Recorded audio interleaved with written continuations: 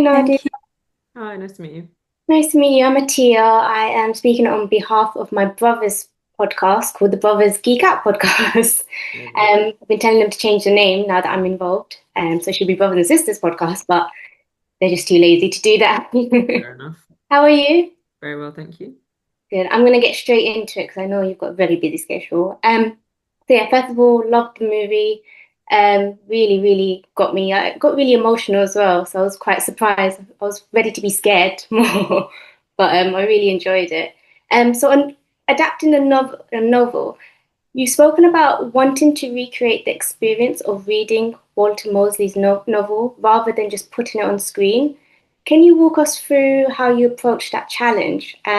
What stayed the same and what you felt needed to change?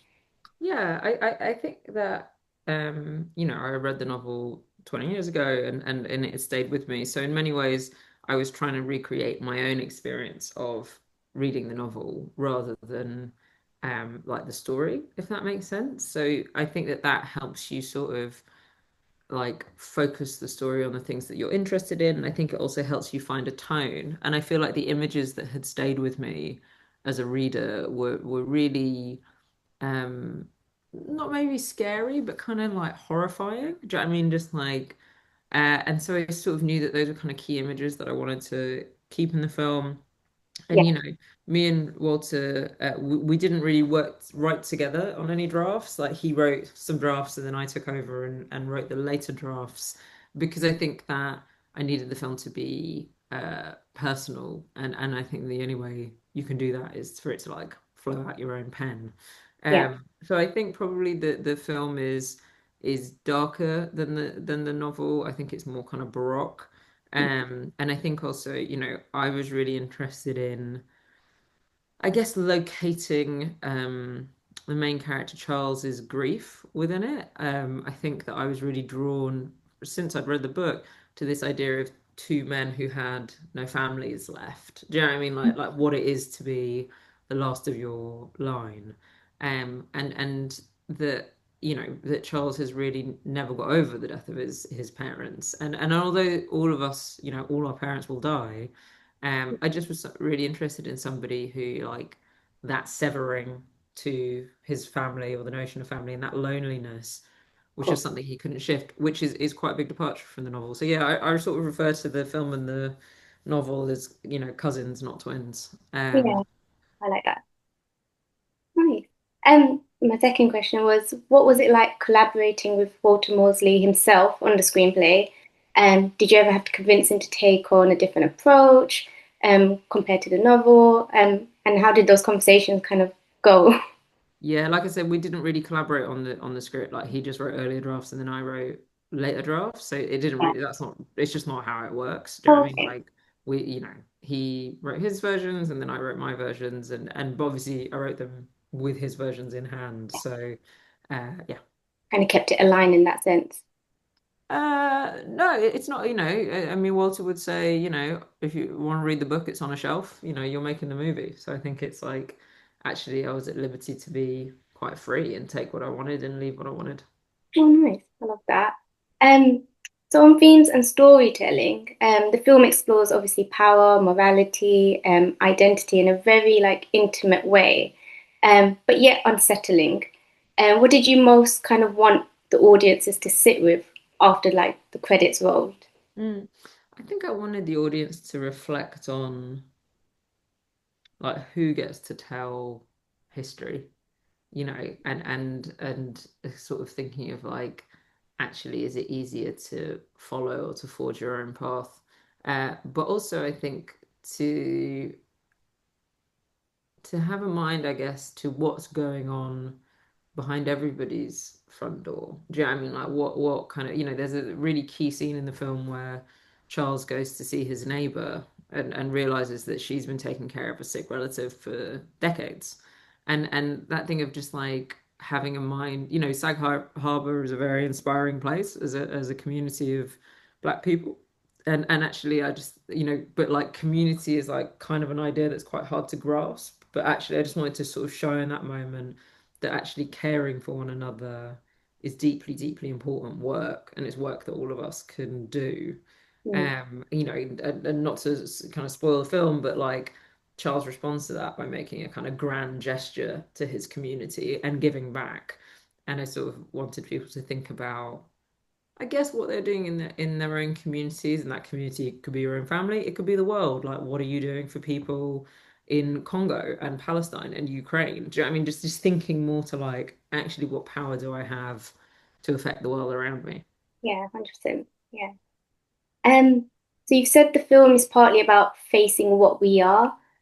Was there a moment in making the film where that theme became very personal for you? Yeah, I think I was interested in, I'm always interested in like cruelty.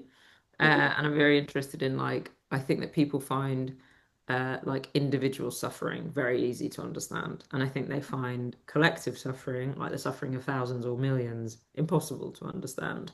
So I think the film really tries to focus on the difference between those two things.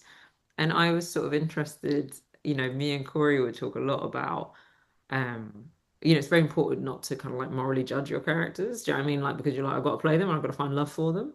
But I think, yeah, we would sort of be a lot like, what is the edge of where Mm. Charles can't come back from? He's always pushing his friends away, and he's always he's kind of he's an asshole. Yeah. And so and we'd be like, yeah, but how much further can we sort of push that? And I sort of feel like there's a scene in the film where he accidentally kills an animal, Yeah. and he's totally heartbroken by it, because he's like that, it's an accident, and like accidental murder Yeah. basically. And you see him sort of break down about that, because that is the edge of him, like accidental cruelty or accidental violence is not in his nature. So yeah, I think that thing is sort of weirdly, that's the moment where it sort of reveals who he really is. Like, he's not somebody who is fundamentally like cruel or sadistic. Mm. So I really enjoyed that scene. I mean, it was a nightmare to shoot, but I really enjoyed it. That scene actually had me crying because I saw the pain in him driving, his eyes are closed, and it was like more he was trying to disappear, but instead he didn't go and it wasn't his time. And hitting the deer, it was kind of like a reality check for him. Like, not only did I hurt myself, I've just hurt this poor animal. So, yeah, Yeah, that yeah. kind And of also I think it's like, that thing of, I always think about that scene in the car is about him wanting to see what fate has in store for him. yeah. Like, but just, what happens if I just literally let let Jesus take the wheel? Do you know what I mean? Like, and it's like, oh, my kind of like obsession with myself has led to the death of somebody else. But obviously, there are kind of bigger thematic resonations in his own kind of past with that. But yeah, I really enjoyed that film. That was actually one of the first scenes I think I wrote from scratch. I mean, like, I was like, I think he should kill an animal. And I think that's a really interesting like test of who he is as a guy. Like, what does he, does he drive on, or does he go and try and find it and check if it's okay? Yeah, interesting. So the story is set in 1994, Mhm. but its themes feel incredibly current. How do you see Charles' journey speaking to our basically our present moment? Yeah, I feel like Charles is like a deeply lonely person. Like, he's a deeply, by choice, people want to be with him and want to help him, but he wants to be alone. And I feel like we are in a moment where we are being encouraged to see ourselves as individuals, and we are encouraged to cut ourselves off from other people or being in collective strength. So I was sort of really interested in writing a character about, we always referred to him. I think it's a phrase from the filmmaker Paul Schrader. He's God's loneliest man. Like, he was always isolated. But by the end of the film, does that change? Mhm. And that felt like, a lot of the film is incredibly dark. So I was like, it felt like a sort of me waving at the audience, saying like, it is possible to be part of something outside of yourself, and actually, you just have to be willing. Like, you just have to open yourself up to it. I also think, there's a very obvious kind of resonance at the moment with people ignoring conflicts happening on televisions. Do you know what I mean? Like it's just like, oh, it's too much, it's too depressing. Let me turn it off. Let me, put something lighter on. And, I think a lot of the story is about looking into those things, and facing up to them and facing up to the horror of them. The film is a thriller, and I guess more of the kind of horror inflections in it were not about kind of me wanting to make a horror film. It was more just like when you look into the face of like human cruelty, it becomes a horror. Like the things that humanity does to itself are like beyond our worst nightmares. Do you know what I mean? Like really, and we did a lot of reading about, like the Belgians in the Congo and King Leopold and like the things that they would do for fun are just the stuff of nightmare. So it Yeah. kind of naturally just went that way. Yeah. Yeah. It must have been intense. We're gonna back up onto them. Um, so yeah, on the characters and casting, see Charles Blakey is written as a deeply flawed, vulnerable character. What kind of conversations did you have with Corey Hawkins to help, craft this version of Charles for the screen? Yeah, I think we did a lot of work about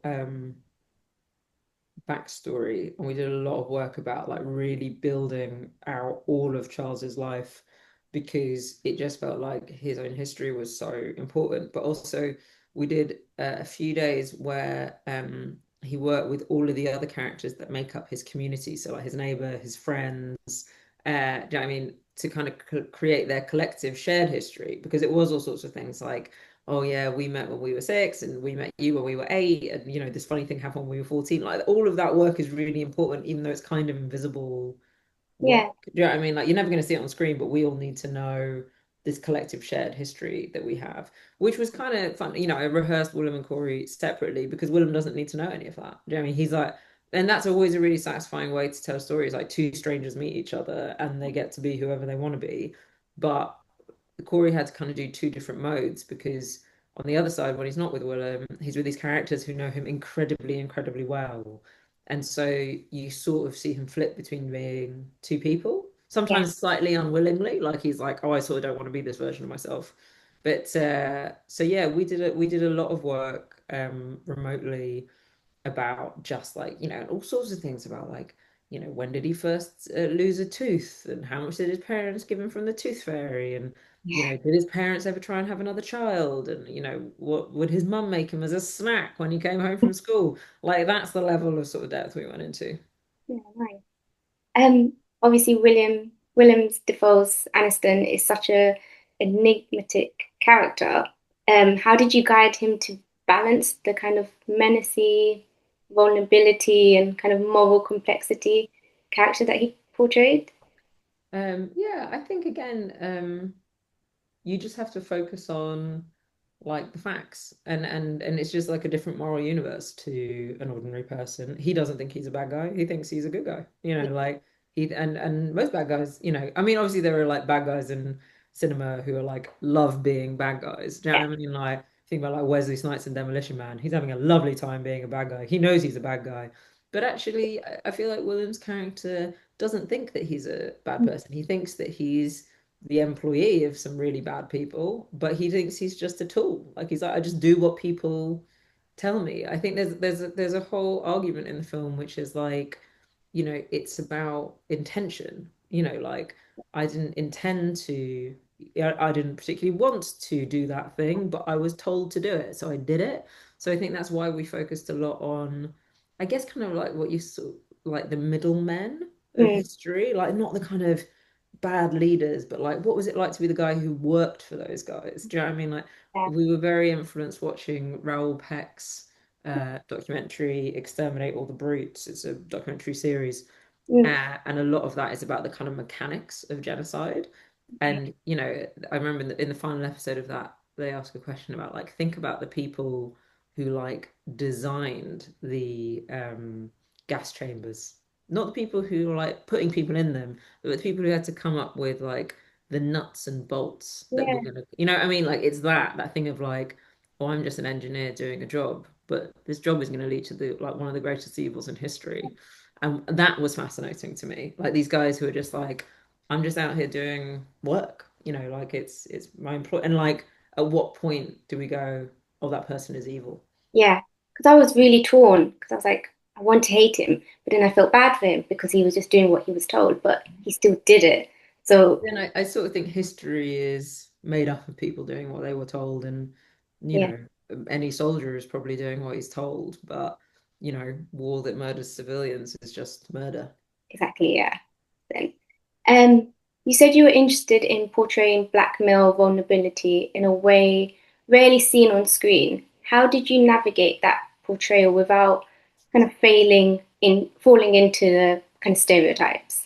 Yeah, I think it is a challenge because I feel like there is an expectation of a certain strength in a black male body. And so we always were trying to show Corey in ways that felt surprising and kind of, even how we would like physically position him in a scene. Do you know what I mean? Like, or like sometimes, we made his bed slightly too big, so he appeared slightly smaller in it, and things like that. There were lots of like really small things that we did. And often it was just about shooting him alone in a space. I think we tried as much as possible to focus visually on his loneliness and as being a kind of figure apart from other people. But there's a sequence later on in the film where he believes that he's being stalked in his own home, and that's really difficult. Typically we would see maybe like a white woman in that Mm, position of like, oh no, I'm in the house and there's somebody scary in here with me.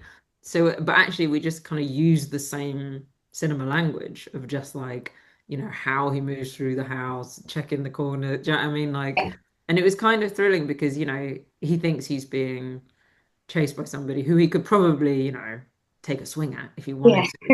So he had to totally believe that he was under threat. Do you know what I mean? Like, he's like in this situation, but also, a black man is afraid of a white man in a certain way. Do you know what I mean? Like, there's a great line that Willem has about, with a single word, I could end your life. And I'm like, that is a real threat. And I think it's also a threat that white women have over black people. You know what I mean? Like, I think that whole sense of like, there's still a power, a dangerous power there. and even though he was in the cage and he said that, it was still terrifying. Mm. Like you're Because trapped. it's true. Yeah, You're trapped, whether you like it or not. yeah, I really like that. I really I like, obviously Silence of the Lambs is a great example of this, mm, but it's like you can still be the most terrifying guy in the room, even if you're behind a kind of plate glass, door. It's like he's still Anthony Hopkins is still the most terrifying person in the yeah, world, even though he doesn't actually present a physical threat. yeah. It was William Dafoe's character, just the way he stood, the way he was writing, and it was just like Hannibal Lecter, his stance. Yeah, I think we talked a lot about like just like having authority. Like Mm, I've just got authority because, being a white man is in many ways being an apex predator. Do you know what I mean? Like the shark doesn't have to want to eat you for it to be like the most terrifying thing in the world mm, because you just go like whatever it wants is gonna yeah, happen. Like I am completely at the shark's demand. Do you know what I mean?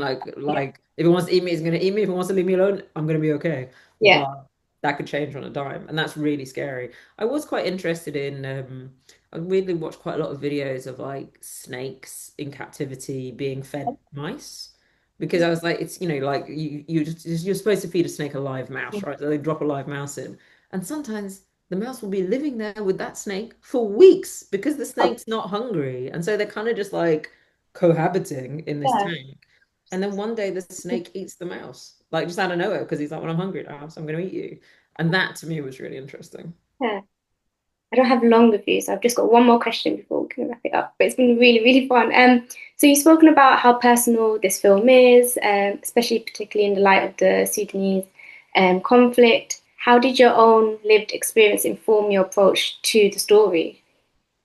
I think, my family had to flee the war in Sudan, I think just before we went into prep for this film.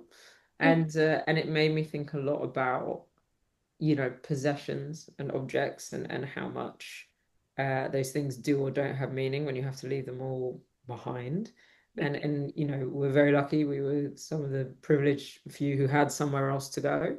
But actually that whole sense of like your home being taken away from you. And in many ways, I think in the film, that's the financial threat that Charles is going through, is that somebody's going to take his home from him. But there's also a sense of like the whole thing of no longer feeling safe in your home. And I think even at the film's end, there's too many ghosts. He still doesn't feel like entirely secure necessarily. And that to me felt really personal. That whole thing of just like once somebody has threatened to take your home away, will you ever feel safe there again? Yeah, we never have that security. I guess it's gone. Um, Let me try one more question. Obviously, now that you've brought the story to screen, what do you hope it contributes to the conversations about history, race, and accountability? Yeah, I just feel like I don't think that the film is like entirely like clear cut about, we should all be trying to preserve our history in one way. I think it's also pragmatic. Like history doesn't put food on your table, and that's also okay for you to not care, for you to be like, I'm living in the present because however you need to thrive is okay. But I think my own feeling is that the preservation of history and the retelling of history, like who gets to tell history shifting, is the most important thing. So in a way, I think it's less about objects and more about people, like who gets to tell these stories. And one of the last images of the film is very intentionally three black women, talking, all coming together on that issue. And so I sort of, maybe that's just like me waving down the camera, but I'm sort of going, it'll be okay as long as we continue to tell our stories. Okay. Great. Thank you so much for your time. Amazing. Thank you so much. Thank Honestly, you